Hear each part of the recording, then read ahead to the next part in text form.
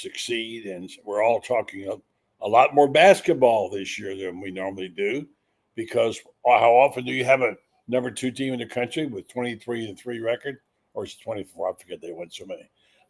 And we're going to talk about a lot of basketball tonight with France Beard. He's back on. He's not wasn't scheduled to be here, but there's so many stories about these Gators that we have to get beneath, and so many interesting people. Could they play 10 people? Could they play 10? Wow. We'll ask France.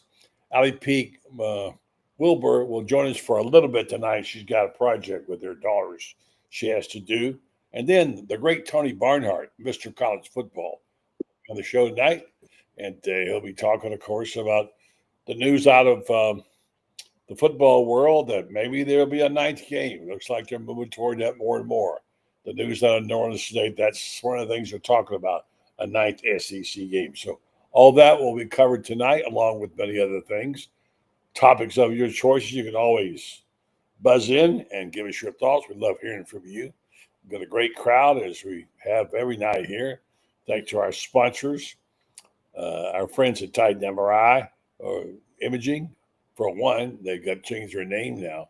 Our friends in Ocala at Meldon Law, and my good friends at Red Star Medical Research, all sponsor this show.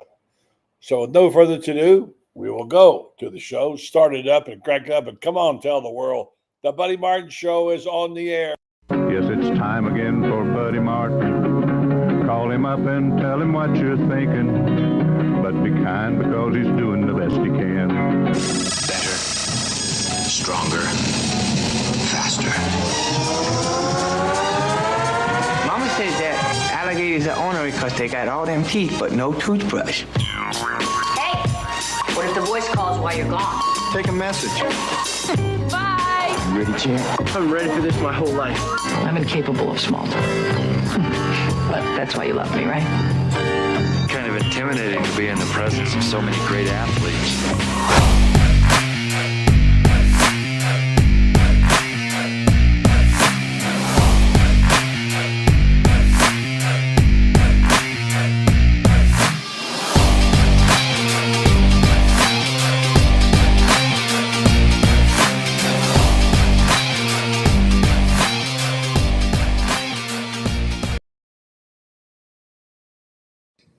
Evening, folks, and that we promised you he'd be here. Appreciate him coming on unscheduled because he's got a lot going on, and we just couldn't go without France Beard tonight. We have too much basketball. He'll be followed by Allie Peak Wilbur for a while, and then we'll have Mr. College Football. So as I said in the promo, we have Mr. College Football and Mr. College Basketball, France Beard. George Park. Evening to you, friends. Evening, Bud Light. How's everything up in the big city? Yeah, it's happening in Panama City, right here, hard against the Gulf of America and beautiful San Andreas Bay. It's all happening right here. Hey, I got so many things to talk to you about tonight. So much news. We chatted a little before the game. I am in love with this team now, and I'll tell you why.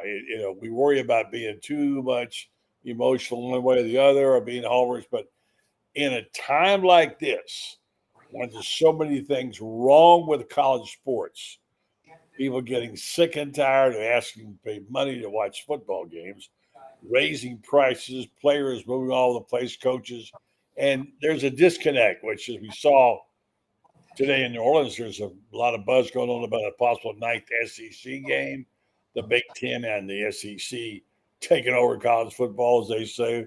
Greg Sankey criticized for that, all that. But what a joy to go out to the basketball arena and watch a team that just can't wait to get back out on the court and watch them play with great joy and play hard and play together in every facet of the game, with the passing, rebounding, what it might be, and to see the quality of players they've got and them performing like they are.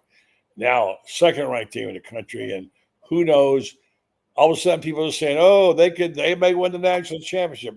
It's a wake-up call to the France.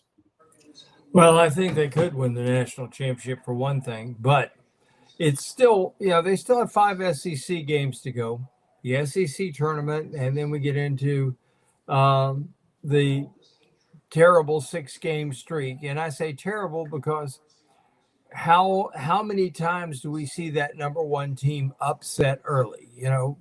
Maybe not 16 getting one doesn't happen too often.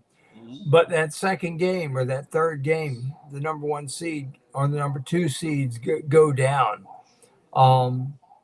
This is a year where there's a lot of good teams, particularly from the SEC. I Jerry Palm has had as many as 14 SEC teams to make it. I think it'll be 12 myself. And Florida's going to be a number one seed, no doubt about it. The question is, can they hold it together through these next 5 games? Because, buddy, they got LSU and Georgia on the road. Then we go the Aggies, Bama on the road, and we close out with Ole Miss at home. That's a tough. The first 2 they should win, but LSU's playing well. Georgia is Georgia. Mike White wants to get the monkey off his back by beating his old team. So they're going to be hostile. And then you got those last 3, which are 3 really good teams. So my realistic goal for the Gators is to go 5-1 the rest of the way. They go 5-1, they're 28-4. I think 28-4 is really, really good, particularly in a league as tough as the Southeastern Conference. Jay Billis says the SEC is the toughest league in the history of the game. Mm-hmm. You think about that. You're talking about a solid ACC guy who's been there for through the thick and thin with Krzyzewski, and he was there when Dean Smith was the coach at Carolina and so forth like that. He's seen it all, and for him to say, "Okay, it's the toughest league ever," that says something. I think Florida right now is playing better. They can talk all they want to about Auburn. Florida's playing better than Auburn. And the reason I say that is Auburn's playing at full strength.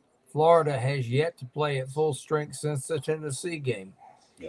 The Gators are, and now they got Micah to go with them. So Florida's going to be really, really good. I think I think that, right now you want to get to that Elite 8 game. And once you get there, it's anybody's guess. A lot of people say it would be disappointing if they didn't make the Final Four. It's never disappointing when you make it to those last 8. It's never disappointing when you do that. And Florida's got the team to get to the last 8. Then you get that last 8. You got 4 ball games, and anything could happen in those 4 ball games. Yeah, let's talk about some of the things others have said. I mean, I'm surprised sometimes how ill-informed people are. I actually heard one analyst ask the other analyst this year, what's the biggest road win in the SEC this year? I mean, that's a no-brainer. My gosh, you go in and beat Auburn, but what, 30 in their place? And I said, oh, yeah, Auburn in Florida. Yeah, Florida. Other comments made, I like Jimmy Dykes. I think he's a good announcer. But when he attempts to validate the Gators by saying they're one of the top 3 or 4 teams, Jimmy, we know that. They're ranked second already by the polls. And, of course, they crushed Auburn and Neville. So I'd say for you people who really want to say Florida may be a national champion or is the national, whatever, go ahead and say it. It's all right. Don't be afraid to, because they deserve to be in that number, in that mix. Make the call. And so Mark Wise is so much better as a color guy. I mean, he's good. He's very good. I mean, Jimmy Dykes, I know a lot lot of people solid, he's pretty solid. He's solid, but I think the strategy and all that, Wise does a better job. Also, we mentioned, of course, Porter Moses said after Florida won. By the way, I think that was her 5th straight ranked team they beat. Wasn't it 4th or 5th? Anyway, they won 85-63 in the game you covered. It says they have the pieces to win it all. Of course, they do. And then here's a little bit of controversial. I don't say it's controversial. Did you hear the quote from Walter Clayton? He says, Walter Clayton says the trio of himself, Will Richard, and Elijah Martin is the best in the country. It's as simple as that. I like that. Come out and say it, right? Well, it's hard to argue with those three guys.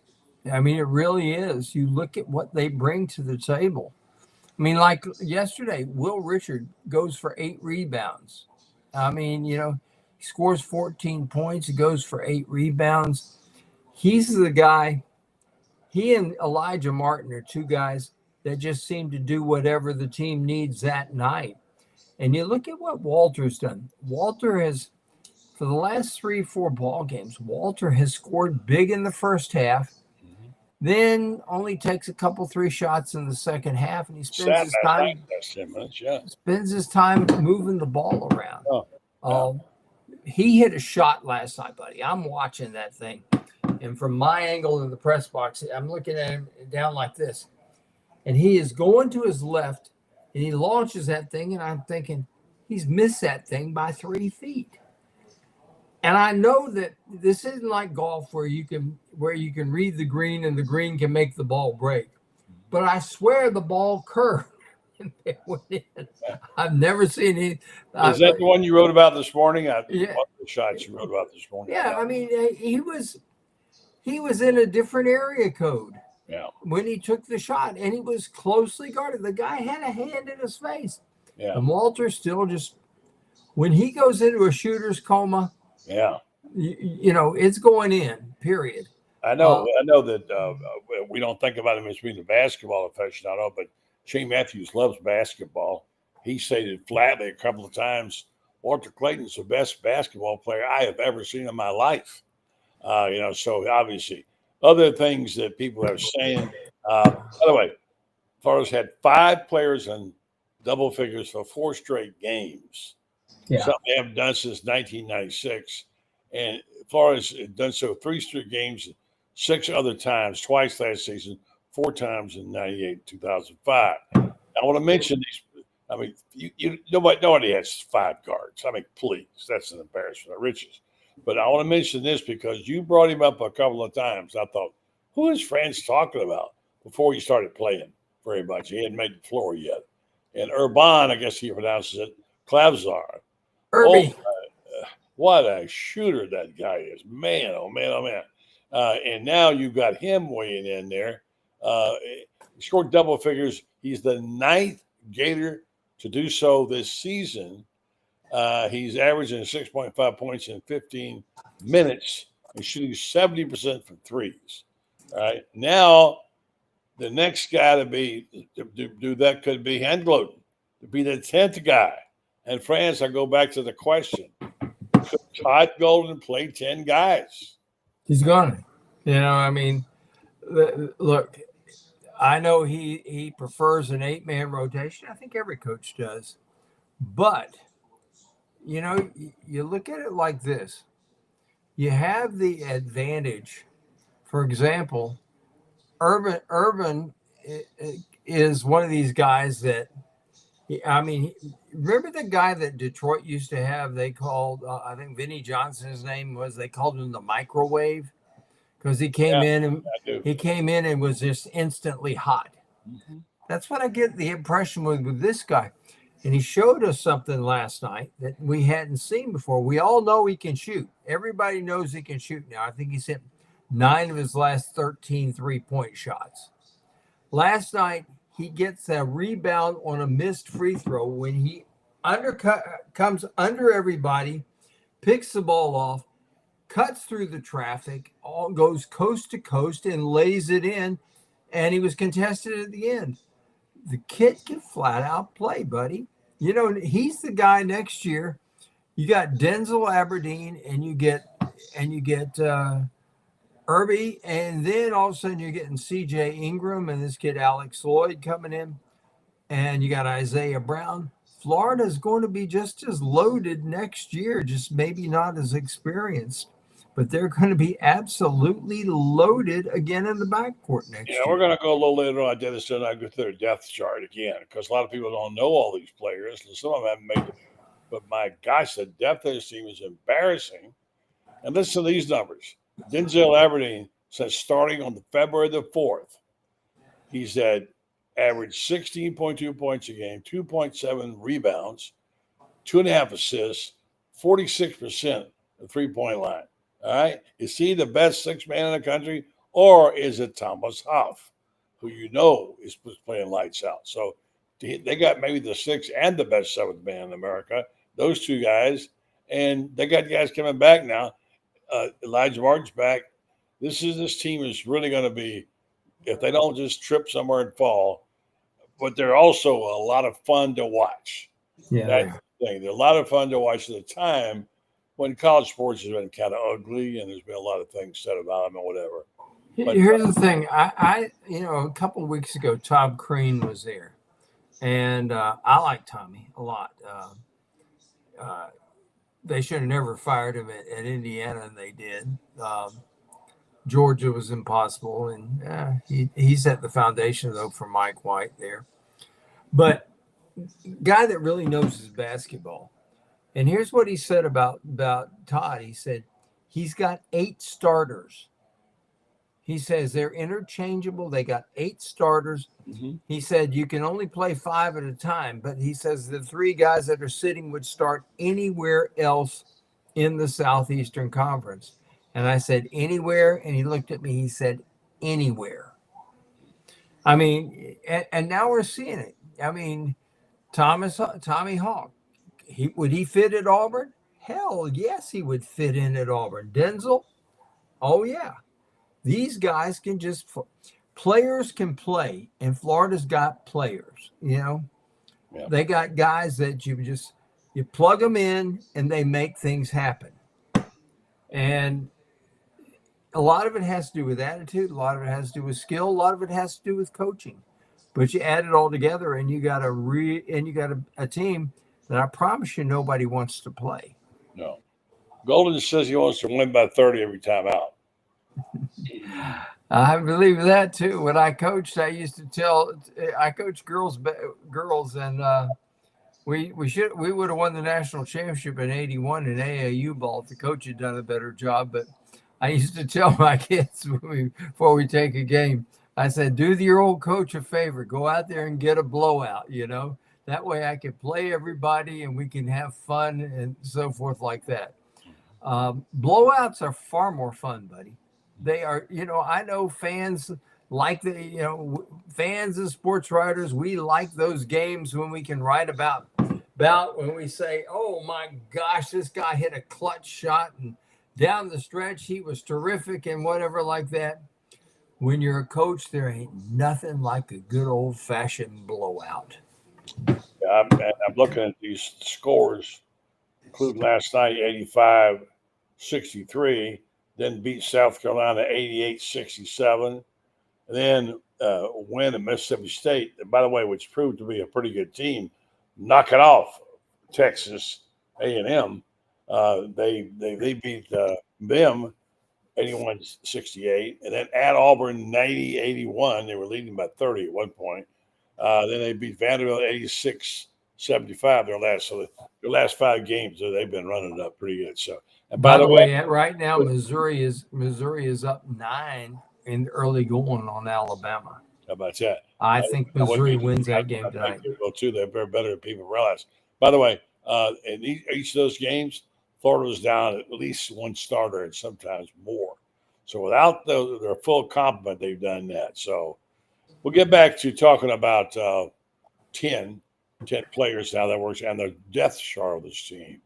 We're going to talk a little bit later about the meeting in New Orleans, about them, Sankey and the Big Ten talking about, changing the structure of the playoffs. See what you favor about that. But let me tell you first about my good friends at Melvin Law, who does such a terrific job and also support the Gators in a big way. The only official law firm about the Florida Gators. And Jeffrey, I talk to regularly and about what's going on with him. They've got some kind of news and I think they're going to add a family member to the staff soon. He's got projects to support the Gators. He's very much involved in helping Florida, and he's a veteran Gator fan. They also do practice law. If you want to check them out, you should go by and see them. There are 4 locations to serve you, including here in Ocala and also in Gainesville. You might even want to go and see if you can get a review of any other lawsuits you have pending. We talk about going to like a second opinion in medicine. Why not in law? If there's some suit that's hanging out there for you and you're not seeming to get the results you want, go to Melda Law and ask for them and see if they'd be willing to take your suit on, and you'd be surprised. They're very, very aware locally of what's going on. They keep up. So I encourage you to support them because they support us and they support the University of Florida big time, the official MG law firm of the Florida Gators, Melda Law. Friends, while we're waiting on, I think we're going to get maybe Alex tied up. I'm not sure. Where do you stand on the 9th game? We'll switch subjects for a minute. In terms I of like it. I prefer it. Here's what I'd love to see, buddy. I want to see us take that D1AA game away, play that in the spring, and then you got a rivalry game, and you can still play 2 group of 5 teams, and that's a solid schedule, and it helps the group of 5, which they need it. You can play that D1AA game in the spring. Spring football games are ridiculous. And I know some coaches will whine and gripe about, injuries. More injuries happen in practice than they do in games, period. And that's in the fall and in the spring too. You look at a guy like Cornelius Ingram. Cornelius Ingram tore up his knee twice on non-contact plays. He ends up having to retire from the Philadelphia Eagles. Why? Because he tears up that same knee. Again, a non-contact injury in practice. Stuff happens. Play that game.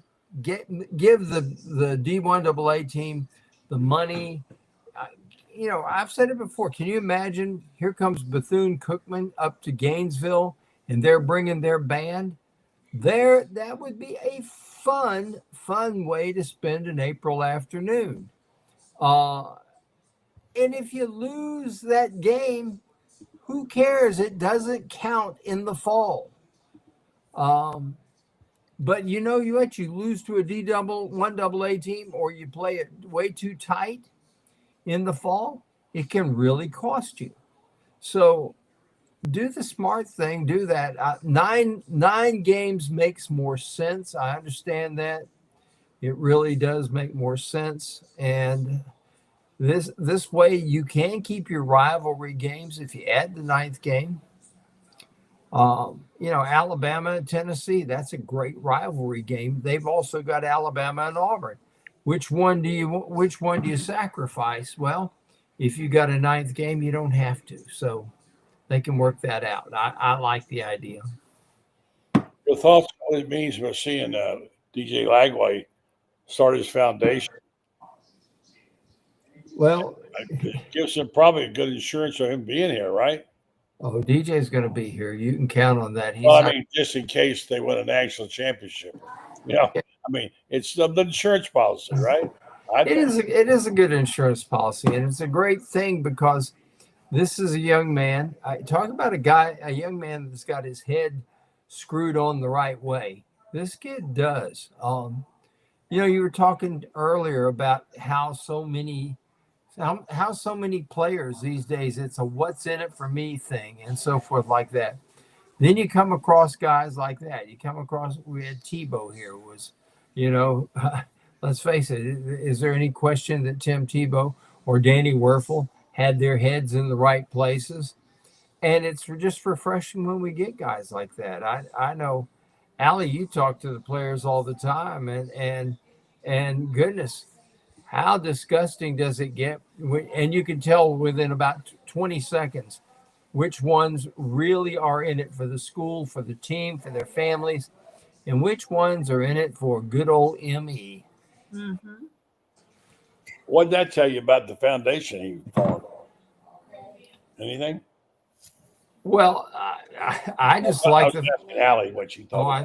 About DJ Lagway's foundation. I don't know a whole lot about it yet, but I am I just think DJ Lagway is so sincere. I think he's special. I interviewed him several times when he was in high school, and I have talked on a somewhat regular basis with his high school coach, and like, this guy's the real deal. This isn't a show. Right. This isn't like, oh, hey, I've been coached up to say the right thing in public, but then behind closed doors, I'm a me person. Like, that's just not how he is. He comes from a good family. He has a good head on his shoulders. He handles the fame and pressure that comes from being a Florida quarterback incredibly well. And he does truly invest in giving back. And you've got to love when you can see that genuineness. And it's even better when it's your quarterback, because your quarterback's leading your team one way or the other, right? Down the right path or the wrong path. And this is a good guy for people to be following. Yeah. Before you got on, we talked a lot about basketball. We talked about the ninth game possibility. I know you have a short period of time tonight. Let's discuss the ninth game, and then I'll get into why I love this basketball team so much. It's renewed my faith in college athletics. Ninth game. They're going to have it. They're talking about it. Is it a good thing or bad? So yeah, they're talking about it. I think it's going to be used kind of as a bargaining chip, because I think right now ESPN is looking at it and is saying, like, we're giving you this amount of money, right? And so the SEC to be willing to add that ninth game, which the Big Ten wants the SEC to add a ninth game. That's part of these negotiations moving forward and expanding the playoffs. And I think what the SEC is going to say is, we'll add a ninth game, but it's going to cost you. And that we'll see new TV contracts from that. I have a love-hate relationship with the idea of a ninth game. I love SEC football, and I hate that some of the rivalries went away when we got rid of divisions. And so I do think the ninth game gives us opportunities to see more of those familiar faces on a regular basis. And I don't think that's a bad thing. I think that that's a good thing. But I don't feel like the playoff committee gave enough of a nod to strength of schedule last year. And it concerns me to add a ninth game and have an even more competitive schedule if that's not going to be taken into consideration. Now, I'm assuming when the playoff expands, the SEC is going to say, we want a guaranteed 4, or at the very least 3, with a great possibility of an at-large, with lots of consideration given to the fact that we're playing the hardest schedule. So I'm sure all that stuff will be discussed, but there's not parity in scheduling in college football between conferences right now. I mean, we really don't even have parity within the conference in terms of scheduling, but we certainly don't out of the conference. We play the toughest schedules already, and we're about to make it harder on ourselves. Agree with that, France? Oh, absolutely. But just the same, I think that the money with if they're going to get the new contract with ESPN that reflects the additions of Oklahoma and Texas, they're going to have to go to the ninth game. And as much as we hate to say it, it's a business, and the game has gotten to such a point as, from a business standpoint, I don't see how you can not play the ninth game. And that's the thing about it. I think you just about have to do it now, because the revenue that they're going to get from ESPN from the SEC schedule, it's going to put the SEC up to where I think in 2 years you'll be seeing each SEC team getting $80-90 million. They're going to dwarf the Big Ten because nobody watches the Big Ten. If it isn't Ohio State or Michigan, nobody really gives a damn. I mean, they just don't. You got the big draws in college football are Ohio State, Michigan. Maybe you could throw Ohio State, Penn State in there. It's anytime Notre Dame plays anybody, and it's the SEC. And that's your draw in college football. Nobody cares about the Big 12, really. I mean, I hate to say it, but they don't. And for all practical purposes, nobody really gives a rat's ass about the Big 10 either, because, you get past, they got about 4 teams they can play. And then everybody else would go 0-12 if they played in the SEC. Well, let's ask Mr. College Football. Good evening, Tony Barnard. How you doing? Good evening, everyone. Hey, Tony. Yeah, I know you've been following the events of New Orleans. We just were discussing the ninth game. And there are a lot of people really mad at the Big Ten and the SEC and Greg Sankey. Untangle that for us and explain it to us, will you? Well, I'm reminded what a politician once said. He was talking about term limits. And the idea of having term limits. He said term limits is a bad idea whose time has come. And I think that's kind of what this is. It is a situation where if the SEC and the Big Ten, they have advantages in the marketplace. They draw more eyeballs, and they're not just going to give away that advantage out of some sense of looking out for everybody else in the sport. Everybody's going to look out for their situation, and I don't like it, but I understand why it's going to happen. If it happens, why it's going to happen, because there's going to be, if they expand to 14 or 16, there are going to be changes that come with it that are going to be good. For example, 9-game conference schedule, which is something I've advocated for a long time, and the possibility of an intersectional matchups with the SEC and the Big Ten and all that. So I understand why the fans would be upset, but you can't ask the SEC and the Big Ten to give up their advantages. As Commissioner said last year, he said one of these things is not like the others, and the SEC is not going to give that away. All right, so now I know we don't have you all that long. Allie's got to go do a project with her girls and stuff, but I want to get to a couple of points that you're hearing this a lot. I'm hearing from Feinbaum a lot and other places too. SEC is a basketball conference, but the deal is, excuse me,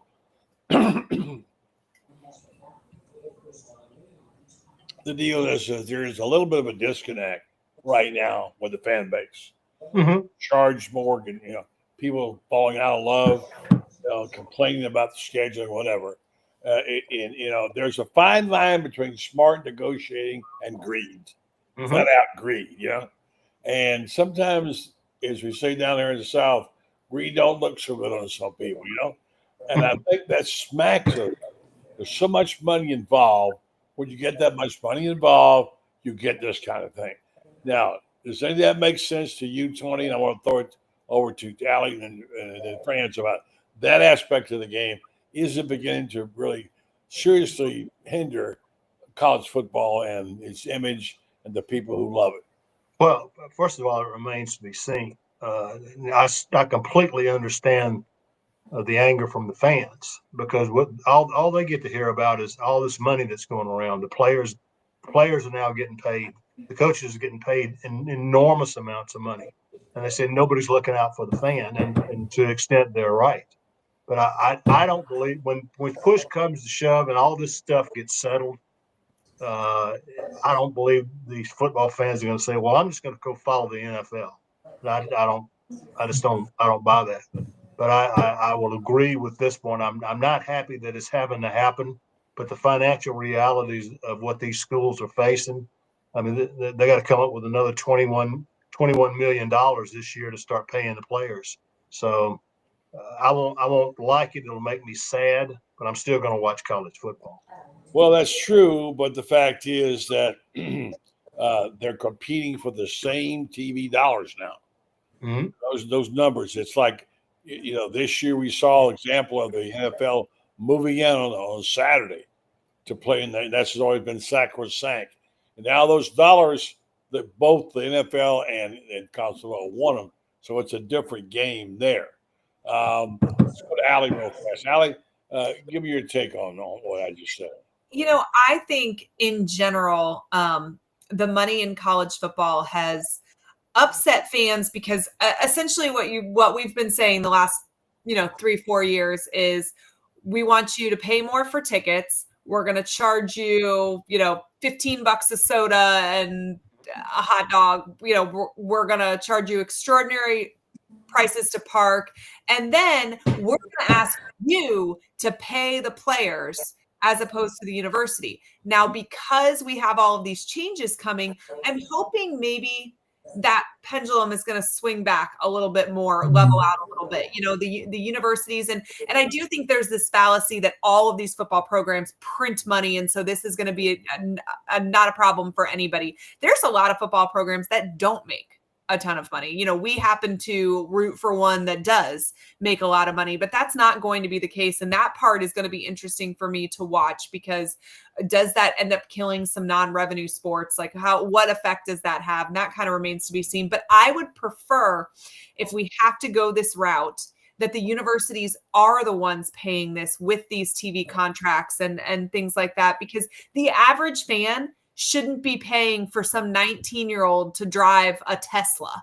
It's kind of absurd. We're telling, these people save their whole lives to be able to afford their season tickets, but then we're trying to nickel and dime them so that this 19-year-old who hasn't stepped on the field can have, all the zeros in their bank account that they have. I mean, I can see why that is upsetting the average fan. So hopefully these changes kind of balance it out a little bit. There's been so little ROI for the majority of fans that have poured money into collectives, right? What's the return on investment is winning a championship, right? So one team does that.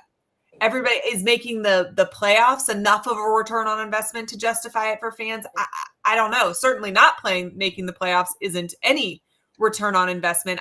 That wasn't a sustainable model. So I'm glad we're moving towards the universities kind of taking the reins on that. But I do think all of this has damaged this a little bit in the fans' minds. Hopefully not enough to jump ship, right? I'm still watching college football either way. The numbers are telling us that people aren't jumping ship, but I don't know that we have the warm and fuzzy feelings like we used to about these teams and players. Yeah, I love college football. I don't like it too much, though. Yeah. There's something different about it, Tony. And It is. Go ahead. Yeah, I totally agree. It's going to be different, and the fans are going to have to adjust.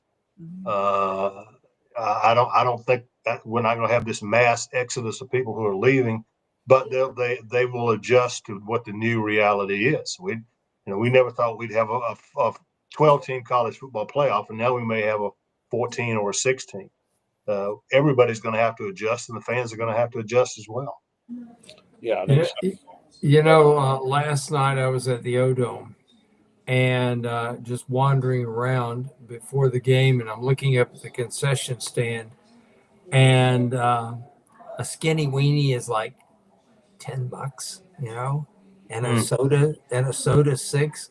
They had like a barbecue sandwich was like $19. I'm thinking, how the hell can you afford to bring a family of 4? And that's why I love Arthur Blank with the Atlanta Falcons. They have the best prices for concessions in all of sports, period. I think you can get a $2.50 hot dog. Modeled after the Masters. Let me say goodnight to Allie. She's got to go do some homework with her kids. And you finish your thought, friends. Thanks, Allie. Good night, guys. Thank you. See One ya. quick question. Are you related to Richard Peak? I do not think so. Not that I'm aware of. Okay. I know your maiden name's Peak, and he was Florida's first 7-foot basketball player way before you weren't even an idea. The first skater athlete named Peak that I am not related to, but I don't think so. You got a bub already. There's plenty of them. All right. Thank you. Bye. See you, Allie. All right, so guys, let me do this real fast. I think that let me do this commercial real fast. Speaking of money, I want to get back to the discussion because I think it's what fans are turned off about. They feel gouged. I don't know what to do. All right, so the folks at Titan MRI want you to know about what they are. They're now called Titan MRI and Imaging. If you need any kind of an MRI or a CAT scan or whatever, this is the place for you in North Central Florida. You can make an appointment during the week at nighttime if you can't go, you got a job. They're now called Titan MRI Imaging, and it was acquired Highfield MRI, and Joe Coloria started at Highfield MRI in 1997. Now he's back. Titan MRI Imaging now has 3 locations two in Gainesville with its Park Avenue location, and now at the Millennium Center, and one in Lake City, serving all of Columbia County, and also one in Valdosta, Georgia. Coming soon to Marion County. Titan MRI imaging. All right, guys. Since we've been around collectively a lot of years, three of us. Since we first started working at papers and reading papers, we heard people refer to this is the goose that killed the golden egg, whatever. It always way back when players got the handsome sums of $50,000. That's it. They've gone too far now. We read Jesse Outler and Furman Fisher and all these people saying they're killing sports with money. Yet here we are, and it's only grown. It is a challenge, however, to have to be able to have an accountant and be a business manager. And I think one thing Billy has done is he got a lot of help in that regard. And, you have to have that kind of financial support. But you have to also make sure when you speak, you don't just talk about dollars. And so that's why I bring up, Tony, this basketball team in Florida.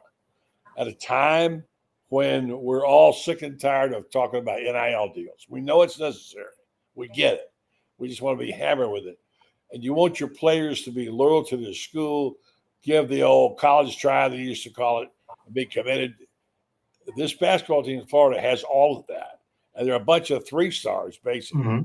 And they've been well coached. They scramble on the floor for balls. They play hard. They play with joy. They share the basketball. They're playing 10, 11 guys. This is what's going to save college sports, I think, these kinds of efforts. I don't think you can do it in football. But that, to me, is so refreshing. And I just hope that the money thing gets under control. I don't know, Tony, we're eventually get contracts. Will it be tied to the scholarships? What are they going to do about the control of the money situation? Well, we're entering a new phase this year where the players are going to be paid directly by the schools. They have a salary cap of $20.5 million, and they will distribute the money the way they see fit. And then there's a separate pot of money to be had for the NIL deals. And those are just basically endorsements is what it is. And the school jumps in and helps with that. But they will get a handle on it. We will someday, players will someday have contracts. They will negotiate as a group in collective bargaining. All those things are going to happen. It's only a question of when. In your opinion, and I'll ask Francis, has this besmirched college football? No. It's going to be an adjustment. People are not going to leave college football. They're going to complain about it, and they have the vehicles to do that, and given social media and all that. But when this part of it settles down, and it may be yet another year before any of it settles down, we're not going to have a true picture of what this is all going to be until we get to 2026. And that's when we'll have either a 14-team playoff or a 16-team playoff, and everybody will know what the money is, and everybody will understand how the money's going to be split up. We won't know about college football until we get to 2026. Tony, I've always thought, why didn't somebody years ago, when we could see this coming, and we've known it's going to happen, I guess, for 8-10 years. We've known that this is where the road was taking us.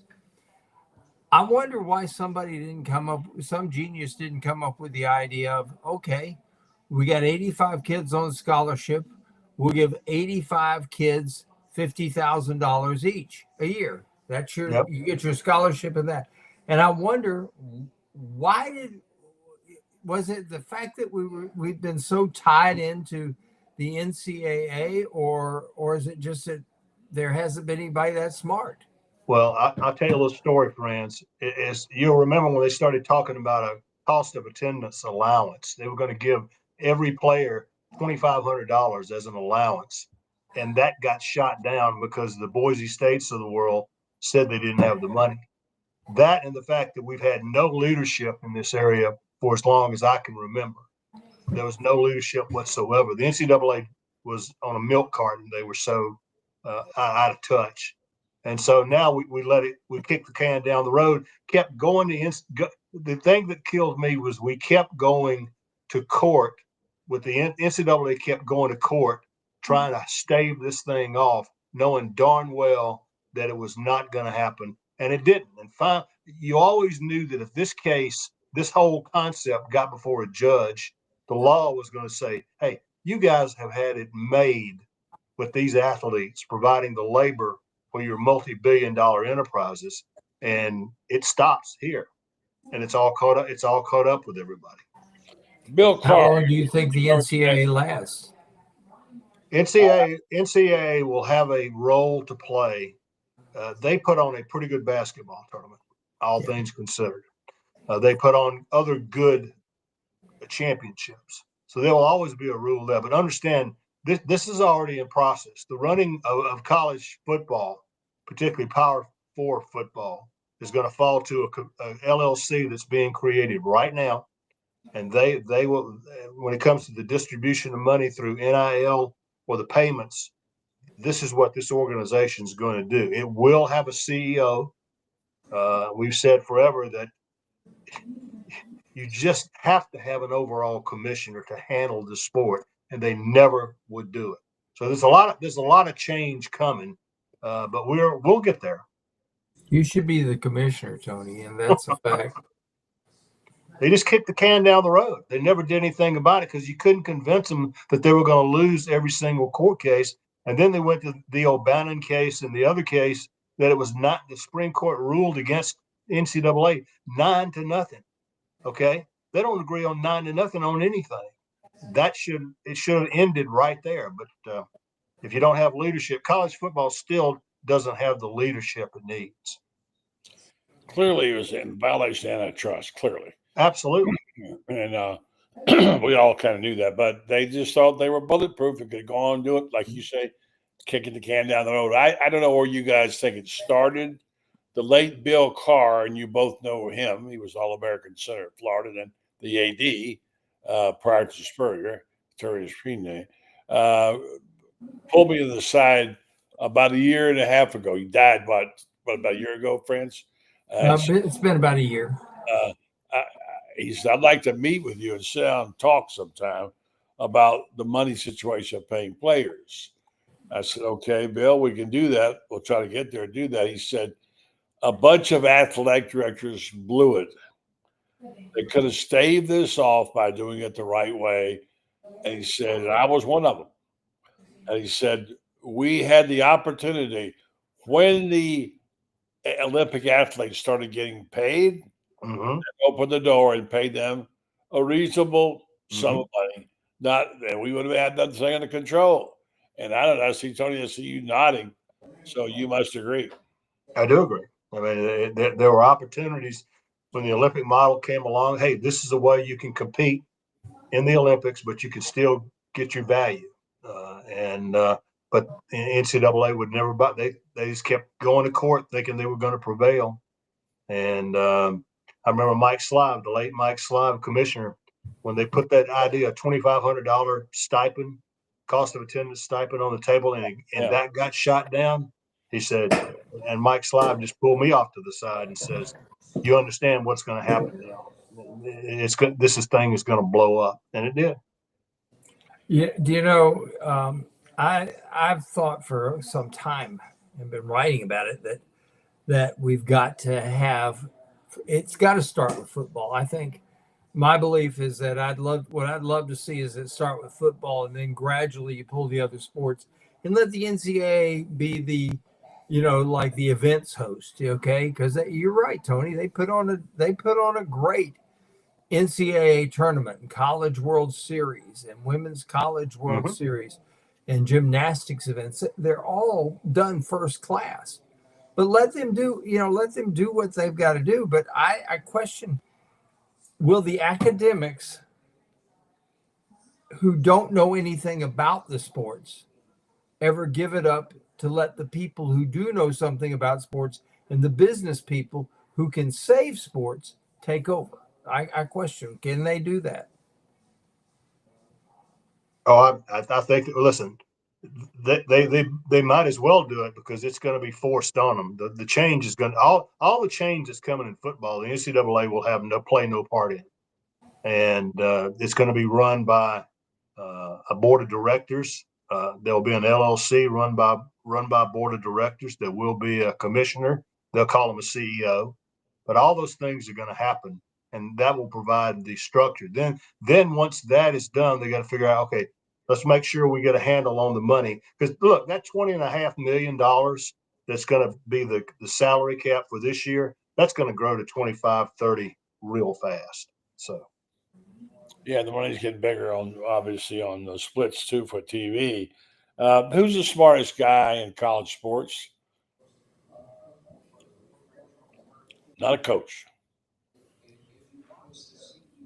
I think Greg Sankey's the best, most well-read about this stuff now. Now, Commissioner Sankey's going through a stretch right now. This is a tough stretch to get this done, and I think he's received some criticism. That's some of it's fair, some of it's not fair, but he is as well-read an individual as I've ever met in my life, and he would be a very good CEO. I don't think he's going to be CEO because I read something today because everybody's going to have to sign on board, and all of a sudden he's been the strong guy in the room for a long time. Mm-hmm. They'll probably want somebody else who hasn't been in that position to be the CEO of college football. I'd like to see Howie Roseman do it. He's Eagles. He's the GM of the Eagles. He's a Gator grad. Was here during the Spurrier era. He's the CEO of the Eagles, and they're about as well run an organization as there is. And he's the guy that, and as I look at it, because I think like you do, Tony, I think Greg Sankey's going to be the smartest guy in any room he's in. But being smart sometimes means everybody, the knives are out for you. And I think Greg is one of these guys that everybody's, oh, yes, sir, Mr. Sankey. And as soon as he turns his back, they're throwing stilettos at him. Well, I mean, I don't know about Harry Roseman. I don't think he's been in the college game enough to be able to know that have a feel for it. I love Nick Saban. I don't think he'd last a minute because he'd want to rule like a dictator, and you can't do that way. And Sankey has been able to move unilaterally somewhat. I don't think he wants to do anything by committee. And you got, 16 bosses or whatever. I don't know how it's going to work out. I just don't know if that czar is there. When's the last time we had a czar in college football? We've never had a czar in college football. Not in my time. Closest thing to one was Bear Bryant. he ran the game. He was just a coach, but he ran the game. What Bear wanted, Bear got. But he didn't have to go to all those meetings. So yeah, meetings. What about the guy who was the head of it back in the 70s and 80s? Gosh, he was a friend of mine. I had communications. We ran the NCAA for years. It was very hard to talk to, Walter Byers. Walter Byers. Walter Byers was a strange guy. For some odd reason, I got along with very well. And after I went to Austin and spent a week there with what they called in those days a seminar, the college football guys, and a bunch of us went there and spent a week with him. And he was hard to talk to. But at lunchtime, he'd come and sit at your table. And he sat at my table almost every day, and he and I became acquaintances. And he was able to help me with a question I was trying to find out that led to an investigation at the University of Florida. That was not meant to happen, but because of it, it did. And he kept bugging me about and saying, send me your columns. I said, well, I don't know if I want to do that or not. I'll never forget being in the Shore Hotel in Washington when Jacksonville was playing in the Final Four. He came across the room to me with his friends and said, where are those columns?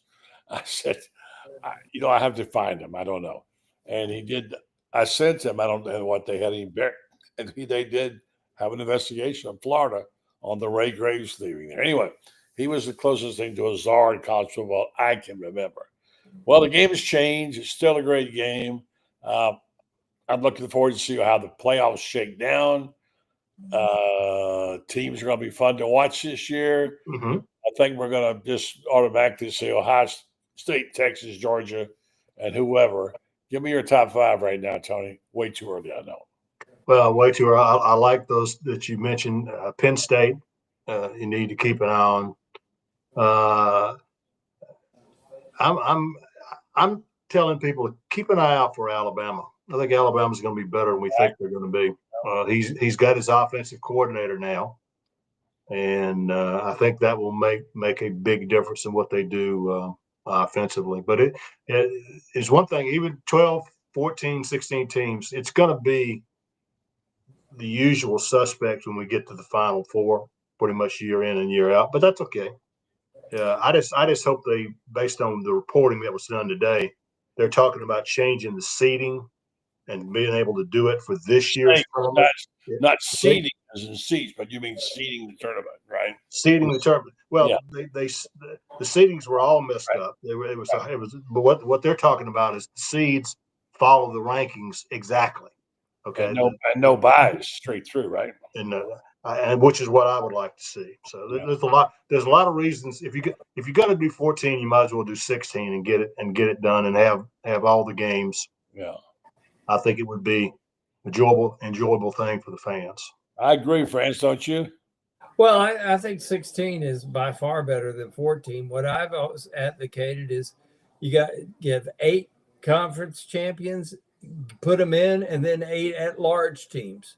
And that way the little guys, everybody, I know how everybody says, well, the little guys will never do it. They'll never do it. They'll never do it. But, there's always that chance, Cinderella does still live. I mean, Butler came twice within a missed shot at the end of winning the NCAA basketball tournament. So it can be done. Well, the only thing about that is you're going to have to keep the slot allotted for the group of 5. That's the only thing that if you don't do, the idea, guys, is to not have to go back to court. If you take away the access of the group of 5, you're going to end up back in court. So that is not going to go away. I know the fans don't like it, but that is going to, and the access to Notre Dame, you've got to do that, and they would get in if they finished in the top 14. So those two things they will have to have in there to get the deal done. Well, I think they got to give at least, if they expand to 16, I think they're going to have to give at least one more slot to the group of 5. I know everybody, a lot of people would be perturbed with that, but why not? I mean, I don't think so. You're in a ratings team. You got to have eyeballs. The group of 5 doesn't bring eyeballs. You can't leave out an SEC team or a Big Ten team for the second group of 5. You can't do it.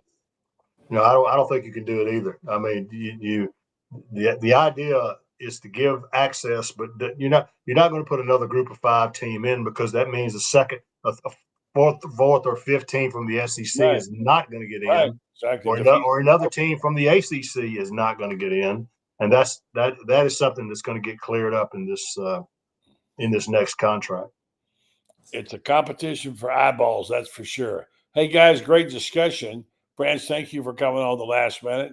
Give us that great basketball talk. Real quick, sum up Florida, next game down the road, number 2 team in the country, could win it all. Well, by the way, Missouri is kicking Alabama's butt right now. It's 51-36 with 3 minutes to go in the half. Florida could win it all. Auburn could win it all.